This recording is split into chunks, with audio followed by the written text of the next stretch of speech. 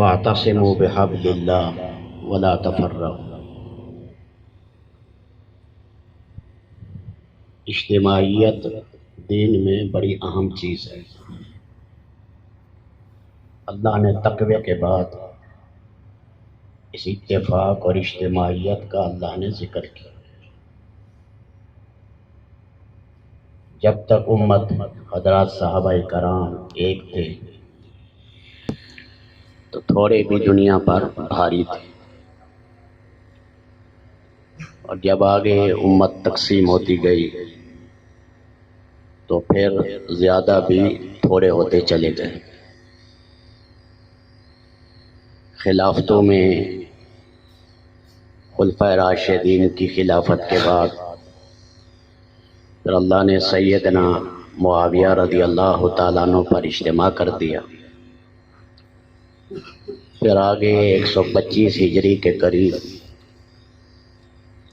بنی امیہ ادھر چلے گئے اسپین کی طرف، اور یہ سمندر پار بحر اوقیانوس کے آگے جبل طارق اور یہ فرانس کے اکثر علاقے، اس میں بنی امیہ رہے 700 سال تک۔ اور اس طرف تو تھی وہ بنی عباسیہ تھی۔ یہ پہلا افتراق ہوا امت میں کہ بنی امیہ ایک طرف ہو گئے، بنی عباسیہ ایک طرف ہو گئے۔ لیکن صالحین کام کر رہے تھے، اور ان کی محنت سے، کیونکہ بادشاہوں میں آگے چل کر دینداری کی وہ کیفیت نہ رہی حکومتوں میں، اور جیسے ہمارے ہندوستان میں 1000 سال تک حکومت رہی مسلمانوں کی، اور پھر انہی میں آپس میں اچھے بھی آئے کچھ برے بھی آئے، لیکن صالحین کی محنت رہی، اس سے اللہ نے دین کو بقا بخشا۔ نیک بادشاہوں کا بھی حصہ ہے، اور محدثین اور فقہا کا اور دعات اللہ کا، اولیاء کا زیادہ حصہ ہے اللہ کے دین کو بچانے۔ ویسے بھی آپ دیکھیں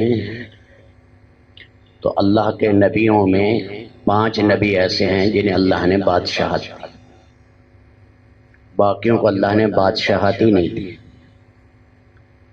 عیسیٰ علیہ السلام، نوح علیہ السلام، ابراہیم علیہ السلام، اسماعیل علیہ السلام، اسحاق علیہ السلام، یعقوب علیہ السلام، یسع علیہ السلام، ذوالکفل علیہ السلام، عیسیٰ علیہ السلام۔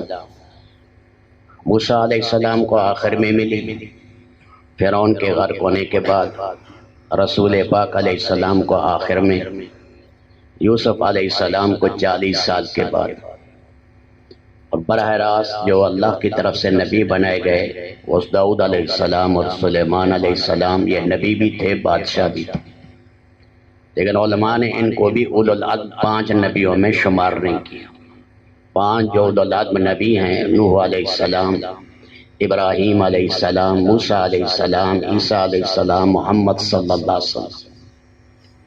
تو رب العالمین نے علماء سے ہر زمانے میں، صالحین سے، اولیاء سے اللہ نے دین کا بہت کام دیا، اور یہ سلسلہ چلتا رہا۔ ہمارے ہندوستان میں خاندان شاہ ولی اللہ سے حدیث کا سلسلہ اللہ نے چلایا۔ پہلے اتنا حدیث کا زور نہیں تھا جتنا کچھ شاہ عبدالحق محدث دہلوی نے کام کیا۔ شاہ صاحب نے مشکات کی شرح لکھی، بیٹا نور الحق آیا، اس نے بخاری شریف کی شرح لکھی، پھر نور اللہ پوتا آیا، اس سے بھی اللہ نے دین کا کام دیا، لیکن سب سے زیادہ اللہ نے حدیث کا کام شاہ ولی اللہ اور ان کی اولاد سے لیا بر صغیر میں۔ اور یہ وہاں مکہ مکرمہ مدینہ منورہ سے جو علم حاصل کر کے آئے وہ فیض یہاں پہنچایا، اور سیاستہ کا غلغلہ ہوا حضرت شاہ صاحب کے زمانے میں۔ میں اگلے دن حجت اللہ البالغہ کافی دیر دیکھتا رہا۔ حضرت کے مزاج میں بڑا اعتدال اور انصاف ہے، ائمہ کا بڑا احترام ہے، اس کے اندر اس کو فقہائے کرام ان کی خدمات کو اور ائمہ کرام ان کی خدمات کو سہراتے ہوئے بار بار یہ کہتے ہیں کہ اعتدال کا پہلو ہاتھ سے نہ جائے۔ بعض دفعہ اتنی سخت حنفیہ نے شوافع نے حنفیہ پر اتنی سخت کتابیں لکھی اور اتنے مناظرے چلے، 6 مہینے تک یہ مناظرے چلے۔ میں نے قاری طیب صاحب رحمۃ اللہ علیہ کا ایک بیان پڑھا، کافی تلاش کرتا رہا مجھے اصل مل جائے۔ شاہ صاحب نے لکھا کہ 3 چیزیں ہیں، ایک ہے دین کی تبلیغ، ایک ہے مذہب کی تبلیغ، اور ایک ہے مسلک اور مشرق کی تبلیغ۔ فرمایا دین تو امہات العقائد ہیں جس کو قرآن نے بیان کیا اور احادیث متواترہ نے بیان کیا، اور اسی طرح امہات المنہیات ہیں اور متفق علیہ چیزیں جو ساری امت میں ہیں۔ فرمایا یہ ہے دین۔ آگے پھر حضور صلی اللہ علیہ وسلم کے صحابہ میں جب اختلاف رہا لیکن الفتیں محبتیں قائم رہیں، وہ رحمت ہے اختلاف۔ فرمایا یہ مذہبی اختلاف، یہ سفیان ثوری نے یہ کہا، عبد الرحمن بن ابی لیلہ نے یہ کہا، ابو ثور نے یہ کہا، امام شافعی نے یہ کہا، مالکیہ نے یہ کہا، یہ چیزیں ہیں، لیکن یہ سب حضرات ایک دوسرے کا احترام کرتے، بالکل دل سے احترام۔ حضرت گنگوہی نے تقریر کی، سارا مجمع اش کر اٹھا، کہنے لگے آج اگر امام شافعی ہوتے تو وہ بھی قائل ہو جاتے۔ فرمایا استغفر اللہ استغفر اللہ استغفر اللہ۔ میں اگر اپنا اشکال امام شافعی کے سامنے کرتا تو ان کے علم کے ہزاروں حصوں میں میرا ایک قطرہ ہوتا، وہ تو بحر سخار تھے بے کنار۔ ایسی بات مت کہو، ایسی بات مت کہو، ایسی بات مت کہو۔ اس لیے حضرات فقہائے کرام کا احترام ہے، اس لیے پڑھاتے ہوئے حضرت گنگوہی، حضرت نانوتوی، حضرت شیخ الحدیث یہ اکثر کہا کرتے تھے بھئی دوسروں کا بھی احترام ساتھ چلے۔ بعض دفعہ شدت میں آدمی کچھ کا کچھ کہہ دیتا ہے، اللہ تعالیٰ اس سے بچائے۔ مسلک ہے، مشرب ہے، یہ سہروردی ہیں، یہ قادری ہیں، یہ چشتی ہیں، انہوں نے وہاں تھانہ بھون سے ماشاءاللہ علم تصوف حاصل کیا، انہوں نے فلاں جگہ سے کیا، انہوں نے شرف وادی سے حاصل کیا، انہوں نے بنی آدم بنی بنوری سے کیا، تو یہ سارے خیر کے ذرائع تھے۔ لیکن آگے لکھتے ہیں قاری صاحب کو امت جو جڑے گی وہ دین پر جڑے گی، نہ مذہب پر جڑے گی، نہ مشرب پر جڑے گی۔ آگے خود ہی لکھتے ہیں تبلیغ والوں نے حنفیت کی قربانی دی، ساری دنیا میں گئے، پیغام الہی پہنچایا، جو جیسے جس امام کے پیچھے چل رہا تھا چلتا رہا، اللہ نے امت کو جوڑا۔ تو یہ مولانا الیاس صاحب رحمۃ اللہ علیہ کی محنت تھی امت بنے کی۔ حضرت فرماتے تھے امت کو ایک کرو۔ امت جغرافیائی تقسیموں میں ملکوں میں بٹ گئی، امت رنگوں میں بٹ گئی، امت نسلوں کے اندر اور نسبوں کے اندر بٹ گئی ہے، اور فرمایا جس سے مدد الہی اتر گئی۔ مولانا یوسف صاحب کا 65 میں جو آخری بیان ہوا لاہور میں، فرمایا تمہاری دعائیں عرش الہی تک پہنچ جائیں، لیکن اگر تمہارے اندر افتراق پڑتا گیا تو تمہاری دعائیں منہ پر ماری جائیں گی۔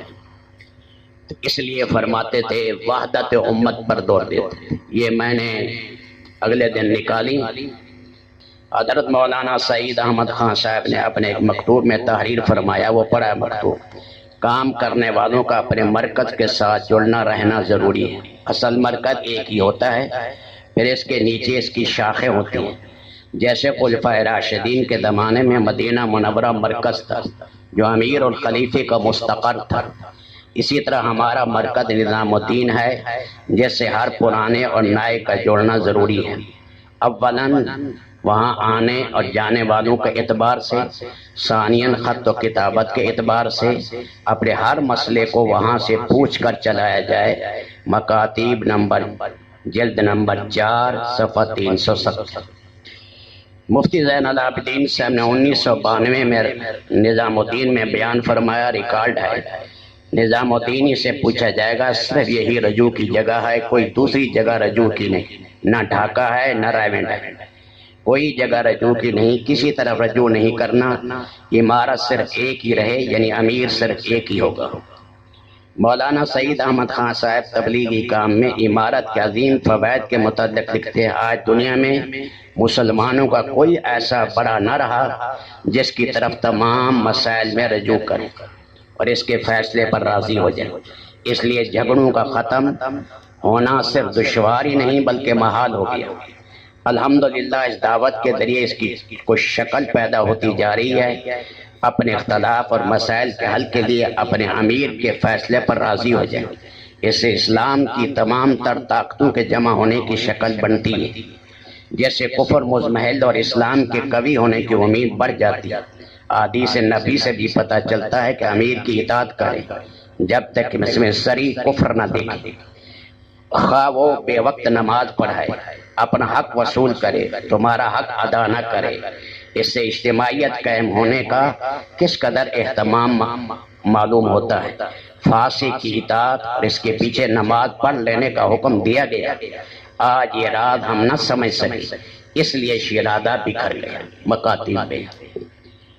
تو اس لیے ہم یہ کوشش کر رہے ہیں، ہمارا بڑا مرکز وہی ہے، اصل وہی ہے، اور میرے نزدیک میں کسی کے بارے میں نہیں کہتا، میرے نزدیک اس وقت مولانا سعد صاحب اولیاء کے بھی بڑے ہیں اور داعیوں کے بھی بڑے ہیں، اللہ کی قسم میں نے ان کے جتنے بیانات سے متاثر ہوں، میں کسی کے بیان سے نہیں متاثر۔ اس لیے ہم نظام الدین کے ساتھ جوڑ رہے ہیں، ان لوگوں کے ساتھ جوڑ رہے ہیں جنہوں نے جا کر ساری دنیا میں آگ لگا کر نئے مرکز بنائے۔